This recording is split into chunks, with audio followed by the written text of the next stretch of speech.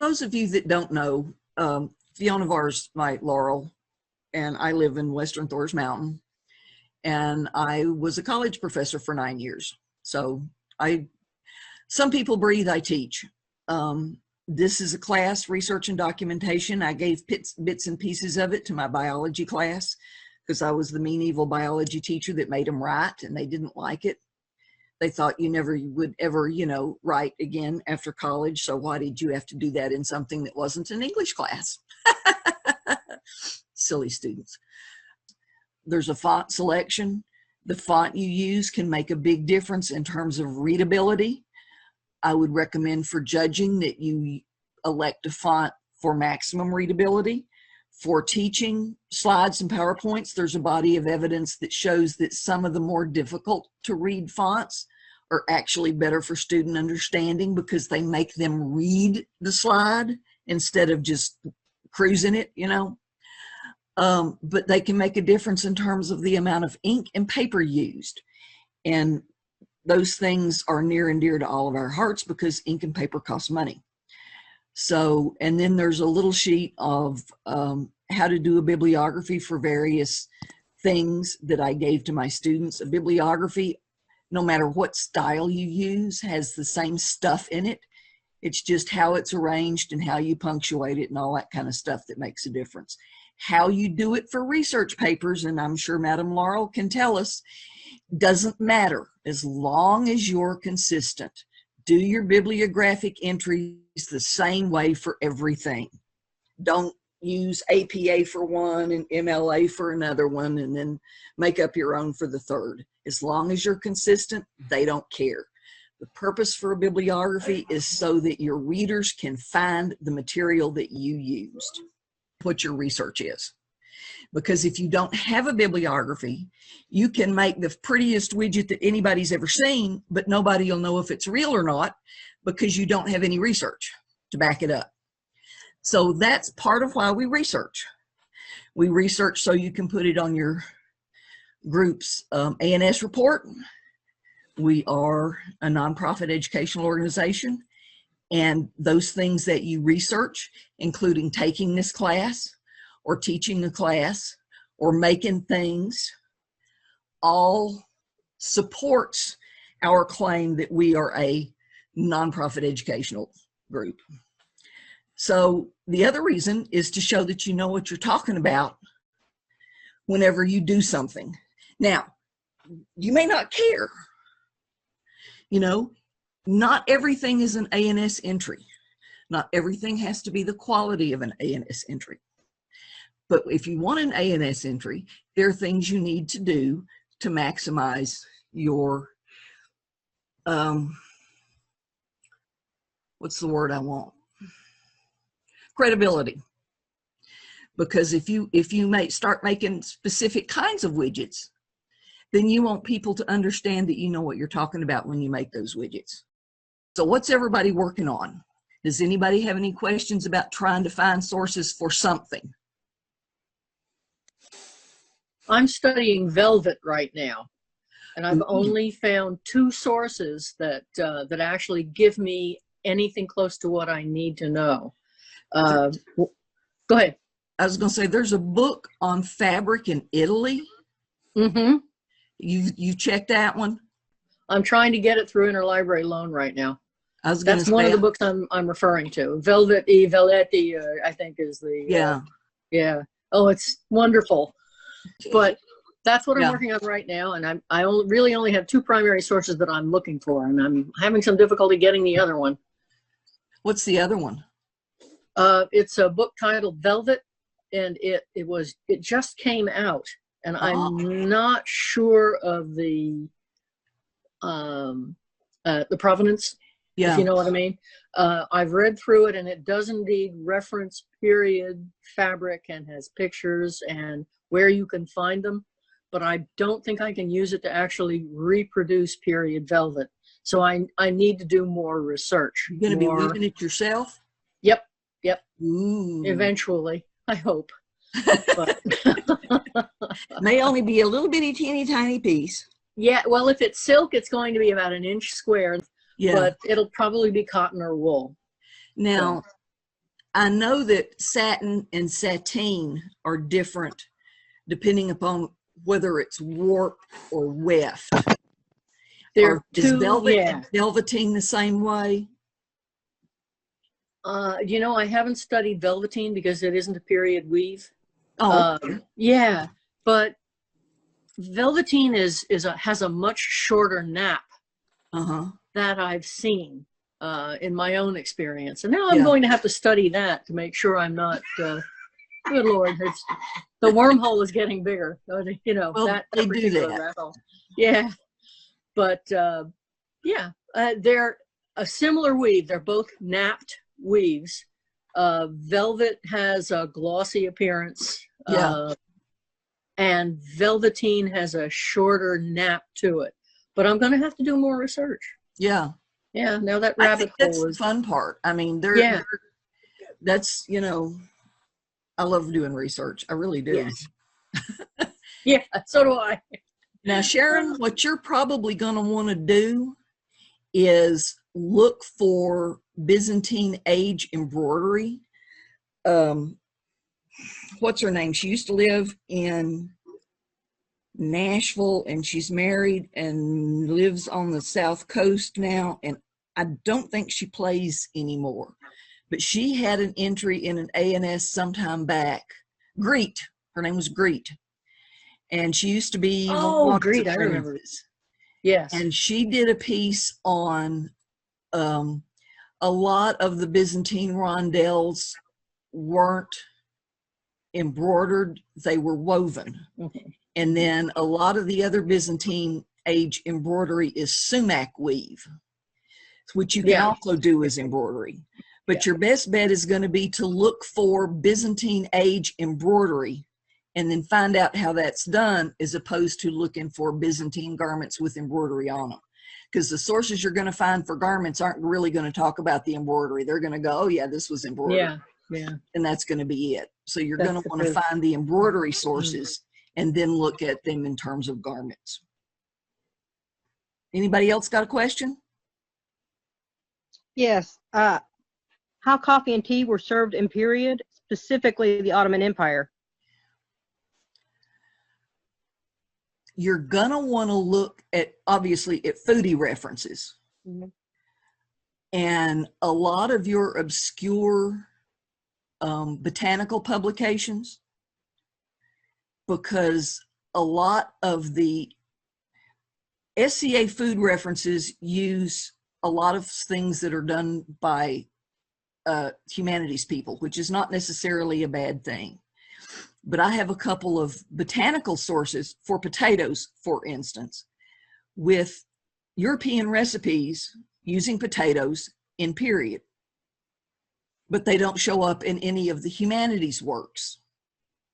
So you're probably going to want to look at trade and look at some of your botanical histories on coffee. And let me know if I can help you on that. Okay. Because I've got a couple of food in general books, food plants. Economic botany would be an overarching subject area. There's a book called Food in Our World, and it talks about a lot of things, beverages, use of nuts and roots and stems and leaves and all that stuff. And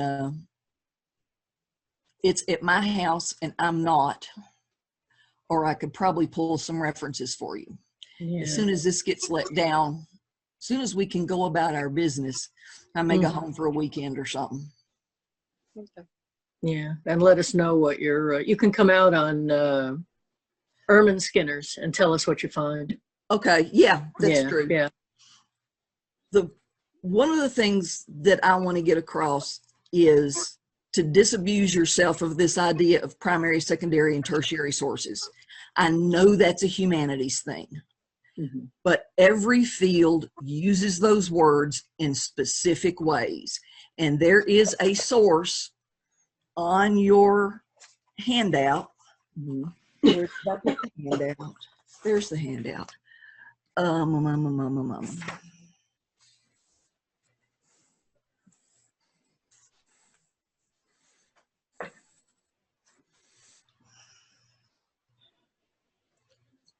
de Montereau. He's out of the mid-realm. And so there's a link for his PDF where he talks about what those terms mean in several different fields. I'm a botanist. There is one primary resource, and that's the plant itself. Everything else is secondary. So depending upon the field, those words have certain and specific meanings. What you need to do is to learn how to evaluate your sources and whether or not your source is appropriate for what you want to do with it. Yeah, we're so used to using that. I know. Yeah. Think of the portrait of Eleanor of Toledo. Everybody knows the portrait of Eleanor of Toledo. Yeah. That's good for posing. That's probably good for fabric. Doesn't tell you how to make it. Doesn't tell you diddly squat about how to make the dress. Right? You don't see any seams like you do in Holbein's picture of Jane Seymour. You don't have a clue what the hem looks like. There's so much that you don't know. So you can't just assume that a source that's good for one thing is going to be good for another thing. Ideally, the closer to the thing your source is, the better a source it is. For instance, the artifact, the Eleanor of Toledo burial gown. If you can go fondle that dress, that is your best source. More than likely, you can't. So you're going to need pictures of the dress. If you go to somebody who studied the dress and written a report on it, well, that and the pictures are probably as good. They're not as good as actually seeing it. But if you go to somebody who read the report that was written on it and then writes about it, that's a less good source, right? Because especially if they don't cite their work very well, because you don't know what they're looking at. You don't know what they're seeing. You don't know that their report is that valuable or not. So the closer you are to the thing, the better the source it is. One of the ways to evaluate sources is to look at their bibliography. Do they even have a bibliography? I have two really nice books. I think they're English on arts in the middle. One's the Middle Ages and the other one's the Renaissance. Lots of glorious pictures. Not one single reference in the text. Not one. There's a list of museums where these pictures were obtained from, but there is nothing to tell you which museum each picture comes from. Nothing. So that's a fairly useless book. It's got nice pictures, but now you've got to track down the picture to find the museum and to find the pertinence on the image and all that other stuff.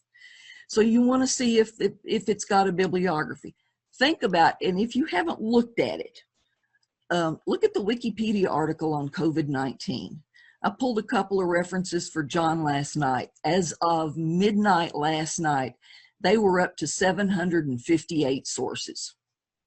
And if you use Wikipedia a lot, you will notice that a lot of the articles at the top say this article isn't cited well enough for our standards. Somebody needs to work on it. So citing your stuff and doing a bibliography, and how, going back to the Eleanor of Toledo, how appropriate is it for the thing you're researching? Looking at a portrait may not be adequate as a costume reference. It's maybe the only references you can get are paintings, because God knows we've got SCA for cut, but he doesn't cover every dress that was in existence when he made it. Ooh, kitty. Ours are brown and black. So you've got all these things to look at when you do your sources. Now,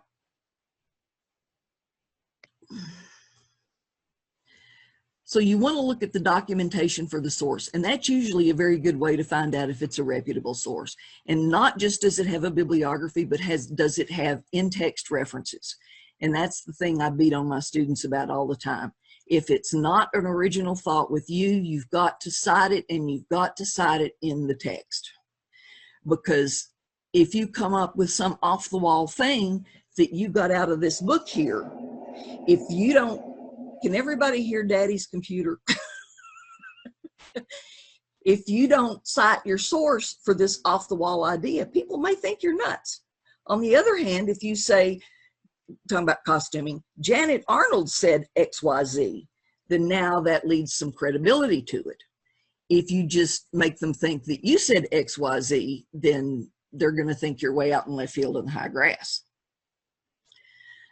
So when you, questions, comments, Rotten Tomatoes, when you start doing research, the very first book you pull down off the shelf, start taking notes, even if the only thing you do is write down the bibliographic information for that thing. When you take notes, if it's a quote, put it in quotation marks, because you don't want to come back to that reference 5 years later and go, is that a paraphrase or is that a quote? Because if it's a quote, it needs to be cited as a quote. If you don't want to cite it as a quote, then paraphrase it. But if you don't make that distinction when you take your notes, then you're not gonna, you won't know. Now, I don't think anybody in the SCA is gonna haul you off for plagiarism. I've been told that this can be a problem with people robbing stuff off of, work that you've done. You can't stop it. So you can't really protect yourself about it unless you don't put anything out there. But if you don't put anything out there, then nobody knows what you're doing. So you've got to, but start by taking notes, and take good notes so that you will know. I'm a techno geek of the first water. I love my tech toys. They save my sanity. I still use note cards to take notes on. Mm-hmm. I can sort them. I can rearrange them. Most of the time they live in the file box in alphabetical order by author, because I'm obsessive that way. Mm-hmm. But if you need something, you can go right to your box, pull it out, pull out the ones you want, kind of arrange them in some sort of rational format, and you're good to go. So the foundation for everything is taking those notes. Mm-hmm. Yep. If you don't take notes as you research, then you have to go back and backfit it if it's going to be an A&S entry. And that doesn't always work well, because 9 times out of 10, if you have my luck, the first source you pull off the shelf to read is going to tell you they didn't do that. Yeah. Or they didn't do it that way, Yeah. So document as you go. It's kind of like clean up your kitchen while you're working, but I don't do that either. But I do take my notes. Paraphrase. If it's a quote, one other piece about quotes. If it's a quote, quote it exactly. You can't correct spelling. That's what the SIC, the parentheses, SIC, close parentheses, that's what that says. Is yes, this dummy misspelled this word, but I know he misspelled this word, but this is a quote, so I'm not going to correct it. So, and if it's a really off-the-wall idea, I'd quote it. Science doesn't use as many quotes as the humanities does, but that doesn't make any difference. Some things you can't say any other way than to quote it. So quoting is okay. Just be aware of what you're quoting and how you're quoting it.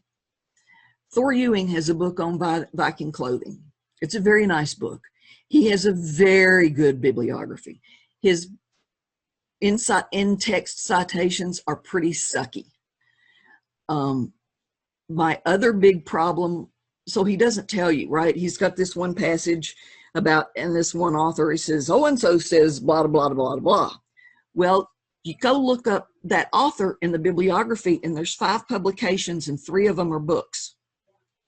So with no in-text citation, you don't know which one of those 5 it is.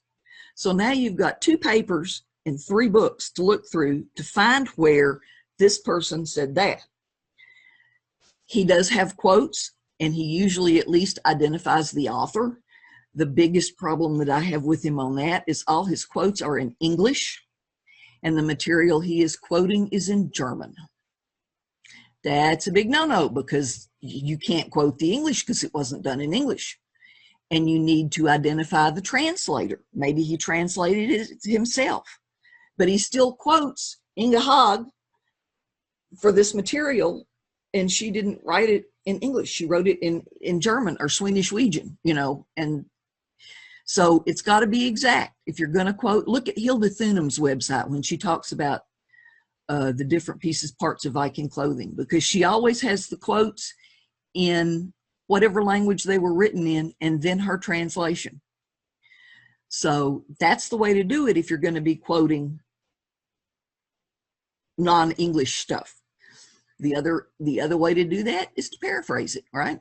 If you paraphrase it, you don't have to worry about it, because German text is strange, and you have to do bizarre things with your keyboard to get those weird letters. So you know, a lot of languages are like that. I wouldn't have begin to have an idea how to get Japanese or Chinese text out of a keyboard. German I know how to do, but you know, foreign Greek I think has key codes, and Russian may, but I've never seen any for Chinese or Japanese. So take your notes so that you know whether you're quoting or not. And frankly, I think quoting everything in your notes is the best way to go.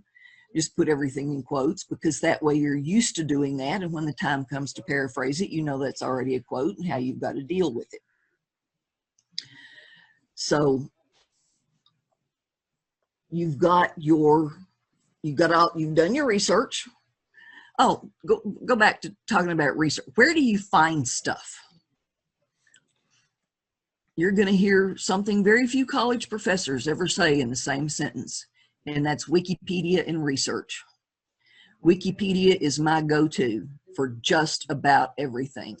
The science stuff, the biology stuff is phenomenal. It's highly curated, and everything they say is backed up. I'm not as familiar with humanities sources or anything, so I can't speak to that.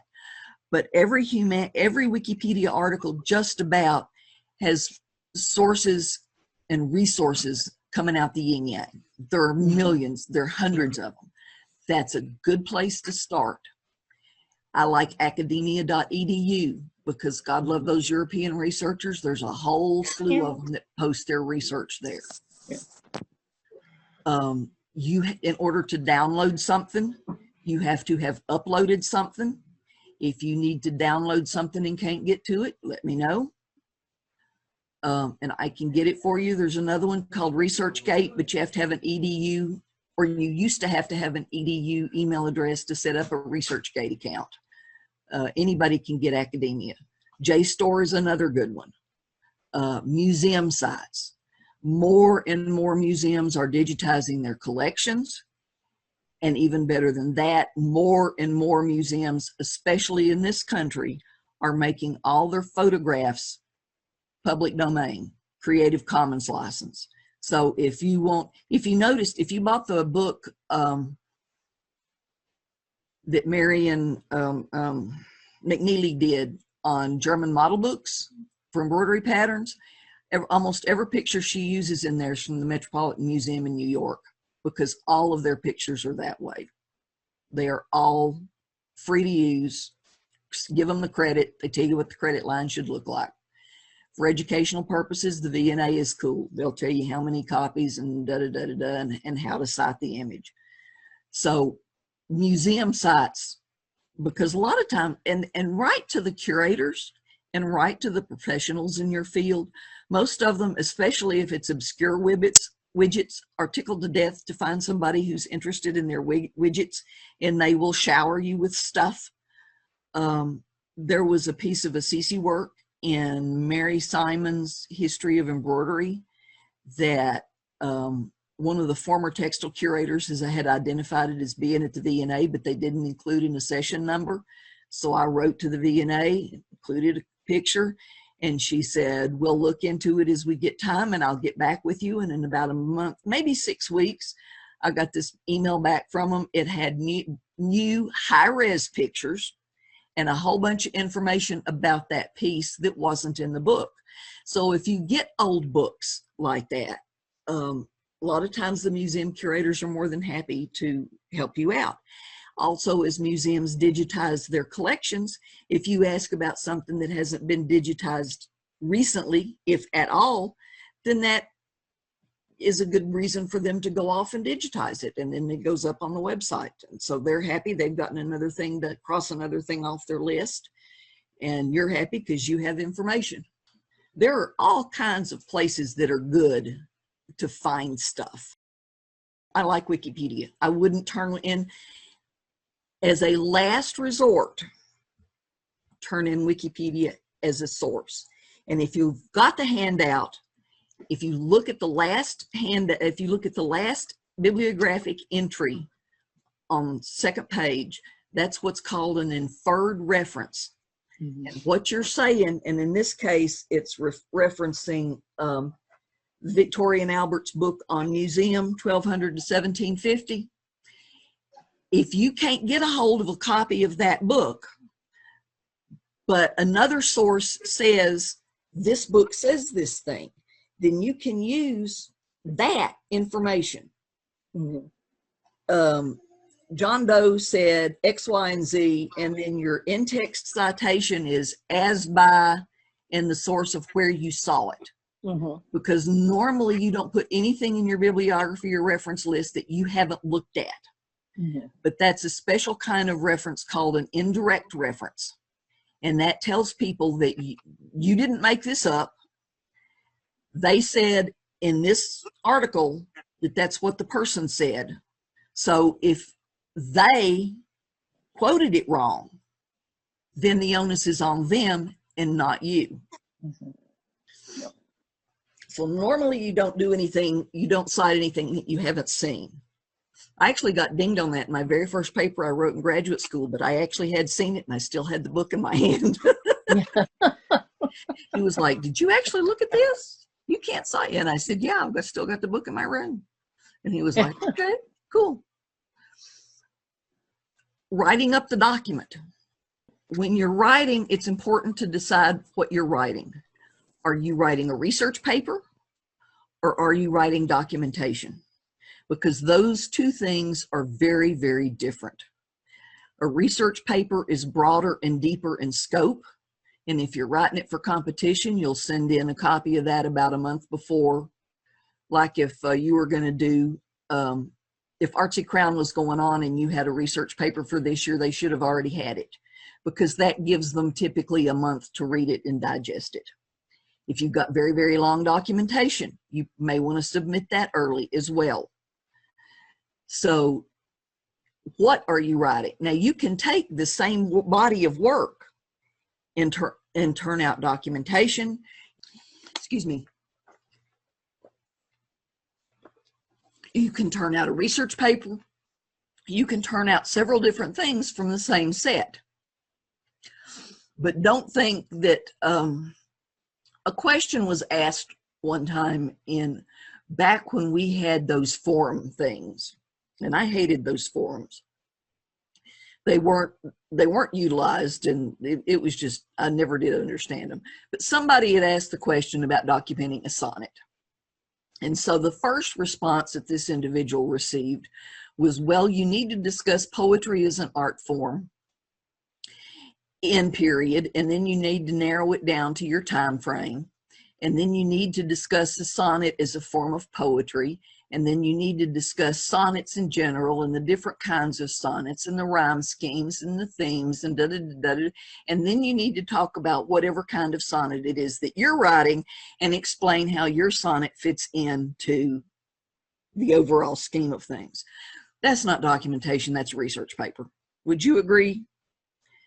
You know, you want to document a sonnet? Tell me what a sonnet is. Tell me why your poem is a sonnet. Give me your poem. Who, what, when, where, why, and how.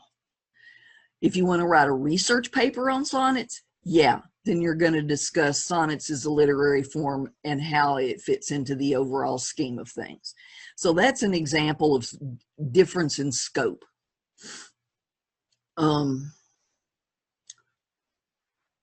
So documents, the document itself, how do you do your paper? In-text citations. please, please, please use in-text citations. Now, I personally hate footnotes, but that's me. Humanities is big on footnotes. Doesn't matter how you do it. The one thing that I don't like is endnotes, because endnotes disrupt my train of thought, because you've got to stop reading here, flip to the end of the paper, and depending upon if it's a bound volume, you may have to go all the way to the end of the book, and then you got to find it, and you got to see what source it is, and then you got to come back to where you were reading. One of the reasons that I like parenthetical in-text citations, author date, is because if you spend enough time researching your stuff, you get really familiar with the literature. And Hogg 1945 conveys a whole lot more information than superscript 3, right? But do use them, whatever form you choose to use, do, because that tells people. And that was something that I used to stress with my students, because if, let's say you turn in this research paper to one of your professors, and the time for writing your senior thesis comes around, and they go, well, you remember that paper you just turned in for me? Says, you made a really good point on page 17. Said, I'd like you to develop that topic further for your senior thesis. Well, if you don't have in-text citations, you don't know where that came from. And now you've got to look through your 15-page bibliography at every single source until you find that. So in-text citations tell not only your reader where the information came from, but they inform you at a later point in time where you got that information. One of the things I'm trying to find at the moment, I read it, but I haven't used it yet, is talking about clothing. And in one of these articles, it was like, okay, there's 5 or 6 basic clothing styles, you know, rectangles and shape and different things. And I know I've seen it. I want to find it to use it in the silhouette of fashion class, but I haven't figured out where I saw it yet, because they were making the comment that a Viking apron was one of the 5 basic types of garments. If anybody runs across that, I'd like to know. I hear music. I think it's Daddy. So the best way to documentation is, in a lot of ways, a lab report. And I can hear the groans from here, even if you are muted. I hate writing lab reports. I absolutely loathe writing lab reports. The worst lab report class I ever had was a molecular biology class, and we only set the experiment up and came back in a week or 2 or 4 to read the results. And so the TAs did all the stuff in the middle. It was a nightmare, because basically what you're going to introduce your topic, right? You're going to tell materials and methods, what you used and how you did it, the results, how it turned out, conclusion, discussion, what did you learn? Would you do it the same way again? Would you do it different? Those kind, and it's that kind of layout is a very easy one to follow. There's also guided documentation forms on the Kingdom A&S webpage. Several other kingdoms have similar but different forms like that on the website. I will agree that writing documentation can often be the hardest part, but just remember, what you're doing is conveying to people what you know and what you learned and why your widget is a meaningful widget or a valuable widget or something, or a useful widget. If you have a long document, include an abstract or a summary, paragraph or 2, no more than a page, and put it first. Especially if you have a long document, break it up into sections, start each section on a new page, and include a table of contents. If it's a long document and you weren't able to get it into the judges ahead of time, if you've got 4 judges, they may pull your paper apart and each judge would look at a different section. I would think that would be difficult to do, but I'm sure it's been done. simply because one judge might know more about the construction and another judge might know more about this other aspect of your thing. Tables and figures, use your own discretion. I will tell you now that in graduate school, the cardinal rule of paper reading was read the title, the abstract, figure titles, figure captions, and table titles, because those 4 pieces of information right there told you if you were going to need to read this paper. Table titles and figure captions should be as comprehensive as possible. You want people to know what's in the table just from reading the table title. You want, when you include a table or a figure, generally you summarize that information in the text as well, rather than just throwing it in there and expecting people to figure out what it means. But when you go to writing, remember all those W's, who, what, when, where, and why? What is this thing? When was it made? Who made it? Why did they make it? How did they make it? What did they do with it? What did you learn? What did you do different from how they did it? You know, there's a lot of things that we have to do different, especially in terms of foods and cosmetics and other things, because of, you know, we don't put lead on our face anymore because that's not particularly healthy or good for your skin. So there's all kinds of things like, huh?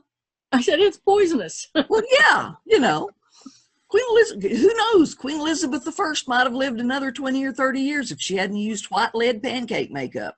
Yeah. So there are reasons. If you make substitutions, discuss them. Don't ignore them and hope that your judges don't realize that you've used cotton floss instead of silk. Tell them why you did it. And personally, I think cost is a valid reason. It is. Because, you know, the embroidery piece I'm working on now, if I had to buy silk, it would have cost me almost $90. By using my DMC, it's costing me $0. $90 is not a little more expensive than nothing. Even if I had to buy all new floss, it would have still been $10 or $11 max. And $90 is a whole lot more than a little bit more expensive than 11. Yeah. So anytime you make substitutions, anytime you create something, if it's an original thought with you, put it in there so they will understand your thought processes, because understanding your thought processes is an important part of the judging aspect. If you're making a widget, take lots of in-process photos. I'm given to understand that judges eat that stuff up. Yes, we do. What else do judges eat up? We like appendices describing all of the processes. If you, we like hearing you geek out over something you really enjoyed. So give us the basics up front, and then write us appendices for each thing you want us to really know in depth. Geek out stuff, yeah, geek out. Oh, and Sharon has a question in chat. Yeah, I saw that. Yes, I do. I think anything you write should have in-text citations in it. Simply because even if you never turn it in for documentation or a research paper, if it's just notes for you to clarify what you know about your thing, that tells you where you got that information. If you can include your failures too. Yes. There's nothing wrong with including your failures, because it shows a process of work. The only one of the best entries that I've seen is it was a small clay, like a Celtic goat or something that somebody had sculpted, and when they tried to fire it, it had failed. So what they did was they showed all their failures so that they could demonstrate that this process didn't work, this process didn't work. So the 5 or 6 pictures that she had of the failures showed how she was solving the problem and coming up with a solution to the problem. And that to me added a lot more to that whole whole process. Yeah. You know, is Show one everything. of the things is, you know, Einstein's big achievement was not necessarily that he figured out how to make a light bulb. He found out 967 other ways not to make a light bulb. Because had he not succeeded, and had he not recorded those failures, the next person to come along and try and do it would have repeated all 967 failed tries. Experiments, yeah. You know, experimenting is fun. Mm-hmm. But you need to record successes and failures. Back to the citations. Yeah. One of the ones I was looking at, a book I was looking at not long ago, showed a slightly extra wide margin and put citations along with the paragraphs and stuff. To the right or to the left.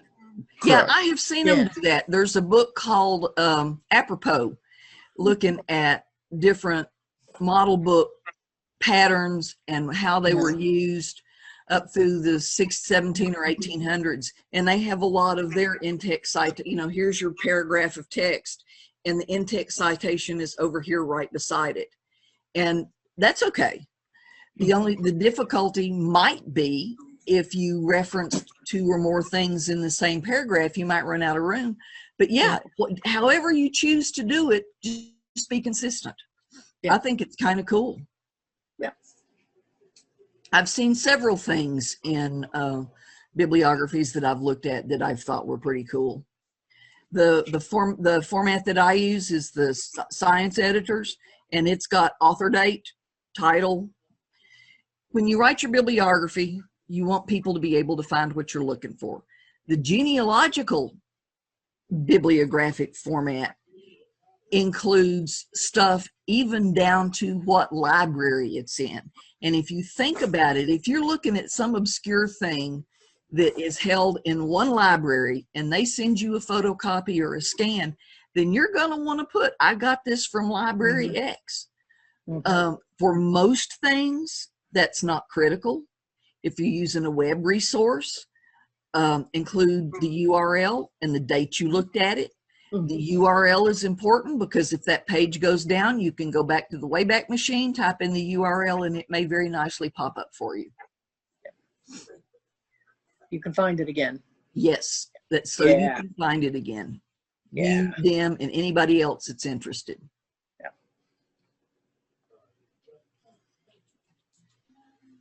Yeah.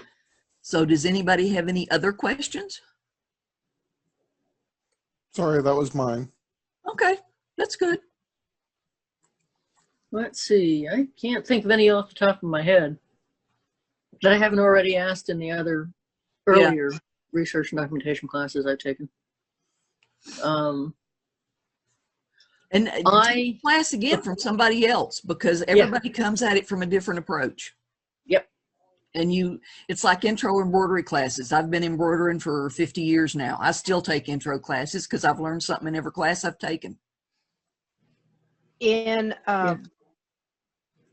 ebooks, do you cite those just like you do regular books? Because I would think that the page numbers might vary depending on whether or not you changed the text size. Yeah. Use the percent, because regardless of your text size, the percent is going to be, say it's a Kindle book and that it's X percent. Don't they also have word counts? Kindle will give you a number. Does the other one give you a word count? Some cases. It can give you a page count. Kindle will give you a page count, and it'll also give you a location number. I'm not sure it'll give you the number of words, the word number. But I haven't tried to cite. All of my citations so far have been paper books. So I guess I better learn. Well, mine normally are, but sometimes I can only get if you do the Gutenberg project, you only get an online version. I have checked archive.org, because archive.org has a lot of the same stuff that the Gutenberg project does, but I I find the archive.org format to be better. What's the difference? You know, I'm not sure. Gutenberg scans I've them gotten in by PDFs page, right? from Gutenberg that I've not been happy with, and I can't say Yeah. that's true of one that I've gotten from Archive. Yeah. There are several things that I have both. Yeah. Now, if it's a PDF, obviously, you know, but if it's an ebook or a Kindle or a Nook or something like that, then give as much information as you can. You know, that might even be something to put in an appendix. You know, here's a screenshot of the page. Yeah. I was going to say something and I've lost it. I'm sure it will come to me while I have my hand up a chicken's butt. I'm throwing a chicken in the oven after this is over with. So. I usually think of it about 3 o'clock in the morning. Yeah. Or that's the other time you think of it. You wake up, oh yeah, I wanted to say exactly. Yeah. I know where that came from now. Yeah. I tend to live on Facebook, although I'm not on quite as much because I'm trying to do some embroidery. But I'm always message me and send questions if you've got them. If I can help you write your document, or if you want me to proofread it for you, let me know. It really isn't that hard. These are real simple, for the most part, simple, non-complicated lab reports. This is what I did. This is how I did it. This is what I learned. This is what the result was. This is why I'll never ever do another one. This is why I'll do this again. You know, that's kind of summarized on the bottom of the, you know, the handout. So yeah, I've got my email address on there, or you can email me. Yeah. I'm back to checking my email almost at least once every day now. Whoa. Yeah. It's been a long 5 years. Yeah, it has. It really has. But, well, is that it? That's it.